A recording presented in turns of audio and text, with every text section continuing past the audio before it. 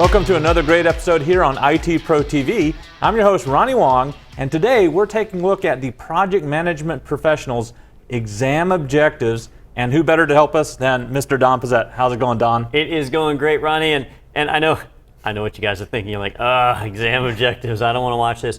Well, let's approach it from a slightly different angle and not think of them as exam objectives. When the PMI builds the exam that you're going to be taking, what they do is they don't think of it in terms of straight out of the PMBOK. They don't think of it in terms of this process group or that process, this tool or technique. What they do is they think of it in terms of how are you going to apply this in real life? And so what they do is they basically take your role as a project manager and they break it down into what they call tasks. Right now, that's easy to confuse with like the tasks that we schedule, the activities that we schedule inside of a project. But they're tasks that you perform as part of your job as a project manager.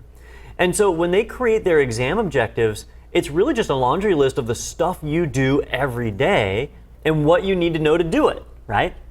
So it's not as bad as some other exams that are out there where we have this huge outline of a ton of crazy things that don't make a lot of sense. This one, you can read down the list and you're like, all right, well, I do that, I do that, I do that too, and here's how I do it. Here's the things that I use to do it. So I want to just spend some time to go over that outline that they provide to make sure you guys understand how that process works. Now, this is completely optional. If you've watched every other episode and you're comfortable with all the material, you can skip this episode, you'll do just fine on the exam. But if you're trying to correlate the stuff that we talked about in all of our episodes with the official exam outline, it can be a little challenging sometimes, and that's what this episode is designed to help with, is to show you how that connection works. All right. So let's start at the beginning with project initiation, right? The initiating phase of a project. And what I did is I took the PMI's exam outline and I just turned it into some simple tables that I could bring up here on the screen, and we'll kind of run through those different tasks. So let's take a look at that here. And what I've got here is domain 1, initiating, right? So when we do project initiation, this is where the project kicks off. And the PMI has identified 8 different tasks that a project manager may undertake as a part of that, right? And most of these are pretty self-explanatory, right? We need to perform a project assessment based upon available information. What does that mean? All right, well, if you're about to do a project, you kind of need to know what the project is, how you're going to move forward with it, what you need to do, what are your responsibilities. And where do you find all that information? You find it from lessons learned in previous projects. You find it from meetings with relevant stakeholders. You find it from your evaluations, your feasibility evaluations if they've been done. They may not have been done at this point. So you find it from all the information that's basically laying around your company that kicked off this project, right? And that's what I mean by when I say this is kind of self-explanatory. This stuff just makes sense. These are the tasks that we perform.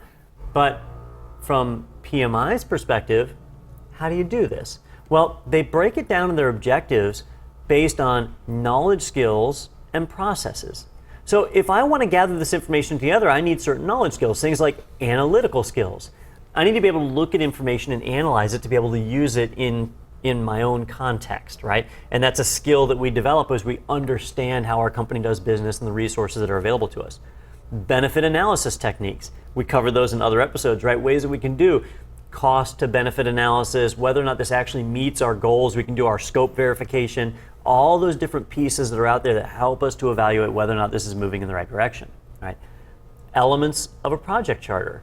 So when you draft that project charter, if you're the one that drafts it, or if it's already been drafted, what each of those pieces mean in that charter as far as influencing what you're going to be doing in the project. Estimation tools and techniques. It's all about estimates at the very beginning of a project. You don't have hard data to rely on, so you're trying to estimate what it's going to be like, knowing that we can refine all that in the planning phase and start to nail it down. And then just strategic management. And that's strategic management of resources. It could be people, it could be money, it could be the schedule, right? It's strategic management of all of that and making sure everything moves forward. Now, that sounds like a lot of stuff because it is, but when you read the PMBOK, it doesn't sound like a lot of stuff because there's only 2 processes. Develop a project charter and identify stakeholders, and that's it, right? And we covered those in other episodes. But the key thing is that each of these have a number of tools and techniques. And that's where these knowledge and skills come in, are those tools and techniques, right? So all of this comes into play as we do our project assessment, right? Figure out what our footing is before we launch off on this big project. We identify our key deliverables. We're not going to need that right away, but we need it before we set a scope, and the scope is typically part of the charter, so we do need it before we move into planning. There are some projects where they move forward into planning and they haven't solidified their scope yet. It's dangerous, but it can be done, and it can work out, but you got to be really careful with that. We need to know what those key deliverables are, because that's how we're going to measure our success. If my key deliverable is, maybe we're in construction, so to have a house built and ready for sale by January 1st, 2017, all right? That's a key deliverable. I've now got a milestone and a date, something that I can work towards and I can hit and finish, and I'll know if I've missed it or if I'm not going to make that, right? If I don't have a hard set date, I just need to build this house and get it ready for sale with no hard set date. Well, I've got my deliverable, but I don't really have a point of responsibility. And so I could start pushing it back and pushing it back and pushing it back. And technically I'm still successful in terms of the project, but because I don't have a hard set date, whoever the stakeholders are going to start getting antsy, and eventually they're going to become unhappy. And it won't matter if I say, well, according to this paper, I'm still okay. If they're angry, they're not going to care about that paper, right? So we've got to make sure that we identify those key deliverables, that they're based on the business requirements, that they make sense in terms of customer expectations, and managing the customer expectations, because those might change as the project goes on. That's always a fun one, right? So holding them to what we originally agreed, or at least representing what a change would require, because change is okay as long as it's properly managed. Stakeholder analysis, right? We got tons of stakeholder analysis tools that are available for figuring out how we're going to communicate to them, information they need, their level of influence on the project. That's one you have to be really careful with, because sometimes you can have people that are really, really vocal, but they don't have the authority behind them to actually influence the project. But if we lose sight of that, we can start making changes for them that aren't in line with what the original sponsor wanted, right?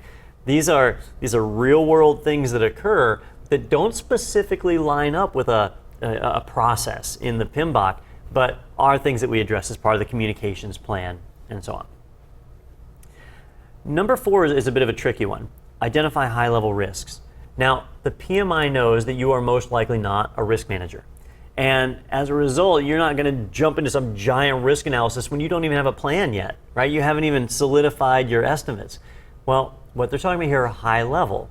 These are risks that are really obvious.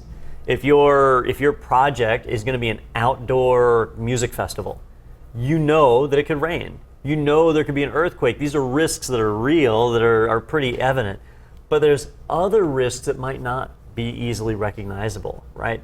There could be sanitation concerns, there could be changing regulations, there could be all sorts of other stuff that you just don't think about. And we'll find those when we actually do the risk assessment and risk analysis in the planning phase. Participate in the development of the project charter. This is one that you may or may not actually be involved in, right? These tasks, you're not guaranteed to do these tasks. As a project manager, you might not even be assigned during initiation. You might not get assigned until planning. And by that point, the charter's already done, right? So you didn't have any influence in that charter whatsoever. But if you're involved in the initiation phase, then you're one of the people that's going to be influencing that charter, what goes in there, defining that scope statement.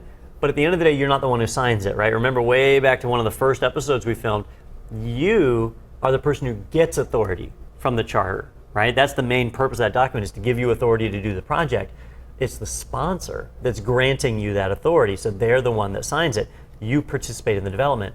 You don't actually draft it. Now, in real life land, there's plenty of times where you draft the charter. You know, you get that sponsor who wants the project, but they don't want the paperwork, and so you draft it, they sign it, right? And that's, we'll call that participating, even though you're doing all the hard work. But that's what they're talking about in Task 5. Then we've got obtain the project charter approval from the sponsor, right? We need to get them to sign it. We need to get that formal approval that says this is the charter that we're running with. You now have the authority to move forward with this project, right? If it hasn't been done already, we need to do that benefit analysis, right? And we do that with the relevant stakeholders. We get their participation in this so that we can evaluate whether or not this project actually is a good idea, because believe it or not every project is a good idea. There's plenty of things that go wrong. I mean, we can just look at the real world to see that. Do you remember, Ronnie, Netflix? Yes. Right? Most people are familiar with Netflix, right? It's a subscription service. You pay, a handful of dollars every month, and you get to watch videos. I subscribe. Ron, you do Netflix? We do Netflix. So do you remember, this would have been 6 or 7 years ago, that they decided to divide their company in half as far as DVD shipments and streaming, and they created a new company. What was it called? I can't remember that, yeah. It was like Flickster or something silly like that. And they thought it was a good idea. They had this project that was underway. And what they didn't do was evaluate it against the public and see whether people thought it was a good idea. And it turned out that people absolutely hated it.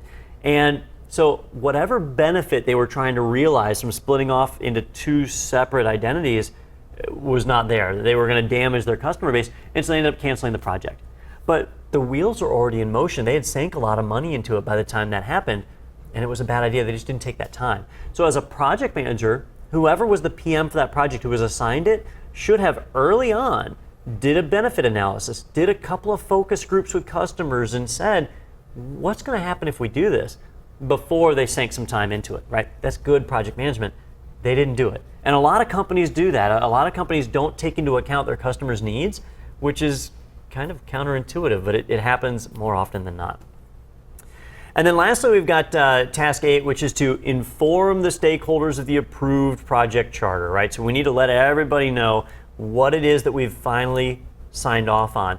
And you'd think this one would go without saying, but we need to distribute a copy of the charter to everybody that's signed, so they know this is what we're going to do. This is part of what's going to help us control expectations, right? To make sure people understand this is what the project is going to do, this is what it's not going to do, right? And putting that charter in their hands is what's going to take care of that, all right? So all of that should sound pretty common sense, right? That's probably what a lot of you guys are thinking at home is, well, that's all stuff I do. Well, this is what the exam is based on. So when you're taking the exam, you may get a question that is very, very detailed about the develop a project charter process, right? So it's really focused on that process. But it's phrased in a way that's built off of this task that you're performing. The exam is full of real world examples. You're a project manager doing this, this, and this. What would be the appropriate next step? So you've built your charter, you got your charter signed. What would be the appropriate next step? Well, I need to share it. I need to distribute it out to the stakeholders so that everybody understands. I need to communicate that out. It's one of my tasks. Right here is task 8. It needs to be done, and it's part of our communications plan. It's already in there, but this is the kind of real world task associated with it. All right. Now, each of the other domains break down the same way. And we can go through each of these. I don't want to spend a ton of time because it really is just kind of rehashing what we've already done in the other episodes. But I just want to make sure you guys understand kind of the real world attachment to all of this. The planning phase, right? We actually have, this is kind of the biggest one, 13 different tasks associated with planning. Now, on the exam, the bulk of the exam actually comes from executing, but planning is where a project manager spends a lot of their time doing work, and so that's why we've got so many different tasks built around so many different things. We've got review and assess the detailed project requirements, constraints, and assumptions. All right, what are we doing there? Well, remember, every project has the triple constraints: your budget, budget or cost. You have your schedule or time, and you have your requirements or quality. Right? Those are kind of your triple constraints. We need to know what those constraints are to plan our project out, and we can get that information from the charter, from our scope statement. But if there's some debate over what a particular phrase means, you don't want to get into that situation. So we need to be exchanging that information with the stakeholders to come up with our initial plans. It's something that needs to be done. We develop a scope management plan. What if somebody wants to change the scope? Well, we need to be able to do that, to react to it and have good change management in place and understand that that's going to change our triple constraints. Develop a scope management plan. Did I actually do the same one twice? I did. I think you did. Yeah. Yep. Yeah. This one's so important you have to do it twice. This is why my notes are not apparently the greatest. Develop a project schedule. Right. We need our scope management plan for changes to the plan itself, but our schedule, our resources, our communications, our procurements. Right. Each of these, it's really just a laundry list of things that we all need to sort out and plan. We got quality management, change management, right? I put the same one in twice. One of those is going to be our schedule, right? Our schedule management plan that we need to get in place and get kind of set to evaluate when we're going to get things done. So all of that's going to kind of flow through. And again, most of it does just make sense. These are all the different processes that we talked about. But if you look at knowledge and skills, you'll see there's a ton of stuff here. Because to come up with a plan for a whole project requires a lot of knowledge. You need to understand communications planning and change management planning and cost management. All these different elements are skills that you're expected to have and that we've addressed as we went through the show. Under processes, we've got more processes in planning than any other process group. And this is where we get that information. So if you don't know, if you're looking at these knowledge and skills and you say, wait a minute, I don't know how to do human resource planning. Well, that's okay, right? Because we actually have a process for that, right? That's a resource, and so if you look in here, you'll find where we've got it's buried in here somewhere. Let me find it. Here it is. Plan Human Resource Management, right? So we've got a process for that tells us the inputs we need. Here's the data we need to get. Here's the tools and techniques we apply to it, and then our output is the Human Resource Management Plan, right? Here's how we're going to manage things and keep this thing going. So you don't have to be a super genius on all of these. The PMBOK has the tools for you to do it. You might have a different system that's in place that works better. You're welcome to use that. But if you have nothing, you just go and use the tools and techniques in the PMBOK, and that'll get you started. And then you can customize it based on your company's needs. All right, execution. Execution is where the bulk of the exam comes from, and this is when the actual work is getting done. Now, a project manager is not doing the actual work. We do important work, but it's not the actual work that moves the project forward. When execution is happening, a project manager is monitoring and controlling, when we see that next. But under execution, we're acquiring our resources, we are managing the execution to make sure that people are actually kicking off and doing the work they're doing. We're doing our quality management, we're implementing any changes that have been approved, we're approving actions, right? If we have a risk management plan that has contingencies in place and one of them needs to fire, we're the ones who approve that to happen. We might have budget reserves or schedule reserves. We're approving the use of those reserves. We're managing the flow of information. You're getting status reports back from the people who are doing the real work so you can keep track to make sure it's happening. And during all of this, your stakeholders are going to be asking for information and they're going to be receiving information and they're going to have questions. And so we have to be able to manage that. Also, stakeholders' important changes. You might have somebody who's very influential at the beginning of the project, but as the project nears the end, their influence gets smaller and smaller and smaller. Their part is done. And so they become not a key stakeholder, but just a regular stakeholder, a secondary. And so we track all of that. And for that, you've got just a ton of processes available there too, right? Directing and managing the project work, doing quality assurance, and each of these that we implement to achieve those tasks. But again, it's just corresponding to real world tasks that you perform as part of managing a project. Monitoring and controlling, this is another pretty big one. It's only got 7 tasks, so it doesn't seem big, but they're important tasks and they require a lot of work. If you watched our earned value analysis episode, you know there's formulas and evil math that you have to do. There's all sorts of things there, but it's really important because here's where we do our trend analysis and all of that. We're measuring performance, and by using the tools associated with it, we can use that to kind of predict the future, to see what's going to happen as our project moves forward. Are we going to be on schedule? Are we going to be under or at budget? Are we going to meet all the requirements as requested by the original sponsor? That's all stuff we can look at as we're going through the execution phase and we're monitoring and controlling it. Managing changes, right? That's kind of a big deal because change can really get out of control if you're not careful, and you got to make sure that it doesn't impact your overall triple constraints. We've got verifying the deliverables. Just because somebody in the field says that it's done, does that actually mean that it's done? Did it meet our requirements? We got to verify, right? Now, how do we verify? We talked about it in episodes about checklists and other ways of evaluating it. Well, again, we've got processes for that. How do we validate the scope? Validating the scope. Are we actually living up to what the scope is asking for? And that applies to deliverables as well as the project as a whole. So we've got the tools to do that.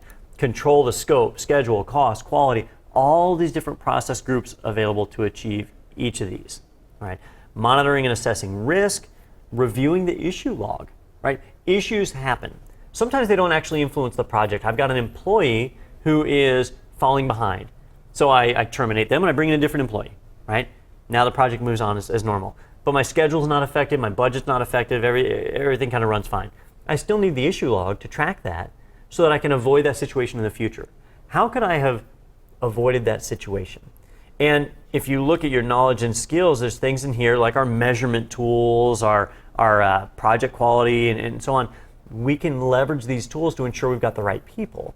Tools like Lean and Kanban and Six Sigma, they help you spot inefficiencies in your system where you might be falling behind schedule because of defects, right? So we can identify those and clarify. We'll use the bad employee as an example, right? If I have a bad employee, was it my fault for not training the employee? Very well could be, right? Or was it the employee just not being a good employee, not living up to what they said? And if that's the case, how could I have identified that earlier? So the issue log becomes a lesson learned. All right, I've got an employee who says they can put up a brick wall. Maybe I just do a quick test to say, all right, here, just build me a wall that's 1 foot tall and 1 foot wide. Just real quick, build me something, and actually verify that skill. It doesn't take long to do, and it could avoid a situation down the road. Or give me a portfolio. Show me the projects you've already worked on. And if they don't have one, then you know it's a risky employee because they might not have the skills they attest to have.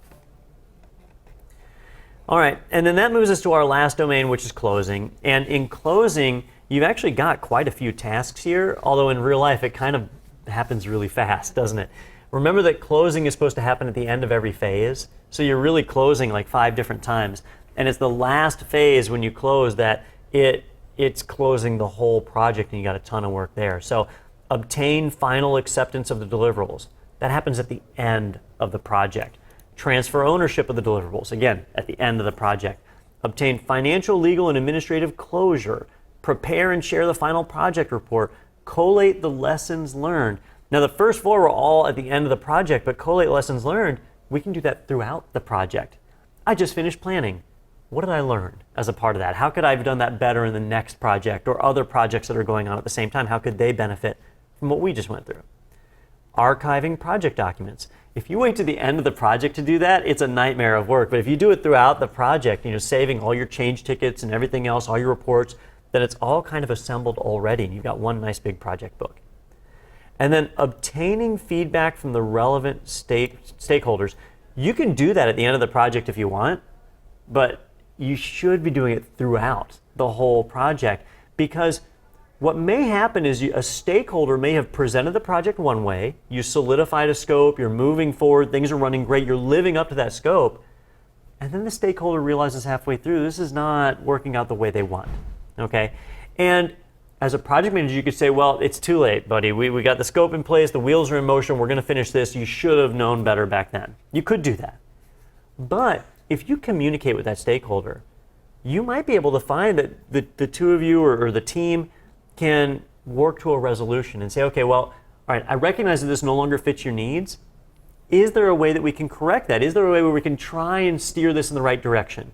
And you may have to completely rewrite your scope. You may have to backtrack on a lot of stuff, but it might be better than just going and finishing and having something that doesn't work the way that we intended it to work. So that's open communications, right?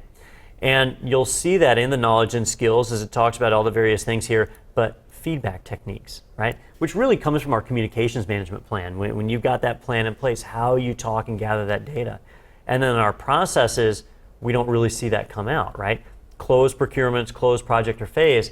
Well, that's because some of these skills are coming from the other processes that are outside of this particular domain. So we get these knowledge and skills. Sometimes you'll hear them called cross knowledge and skills or cutover knowledge and skills. You'll hear those terms used, and that's because they're saying this knowledge or skill is not tied just to closing, it's actually tied to the project as a whole. You'll use these skills everywhere. So on the exam, they don't normally call out a specific process. They call out a task. And when you read that task, in your mind, you're associating the process with the task. All right, what process would I use to solve this problem? What achieves that goal? And then you go through and you solve it. And if you've studied your processes, then it's fine, it's easy, right? if you studied the tasks instead, it becomes a lot harder. And that's why our show was structured around the processes themselves and not the tasks, because it's easy to apply one process to more than one task. It's hard to take one task and apply it to more than one process, so it's a little more intuitive the way that we did it. But understanding both ways is important. So if you're ever reading through PMP's exam objectives and you're looking at these task lists and wondering what's going on there, that's why. They're just trying to attach all of this to the real world experience. All right, Don, that's a lot of information. Thank you for helping us to put that into a nice little chunk of information that we can review. It actually helps when we see where it does apply to our real world experience as well. Don, any parting words of wisdom as we're preparing for this exam, now knowing these objectives? Yeah, I'll post these tables as part of the show notes with the episode, and I need to go back and I'll edit planning to correct that duplicate one that I got in there, so that'll be accurate. But if you don't want to wait on that, PMI, they post all this. If you go to the PMI's website and just go to the exam objective outline, they have these all as the official tables from them, so you can go and get it. And it's my information here is really just drawn from that source of data. So you can always pull it right from the PMI, but I'll make sure the notes are corrected. All right. Well, thank you, Don, again for presenting that information, and thank you for watching. Signing off for IT Pro TV, I'm Ronnie Wong. And I'm Don Pezet. And we'll see you next time.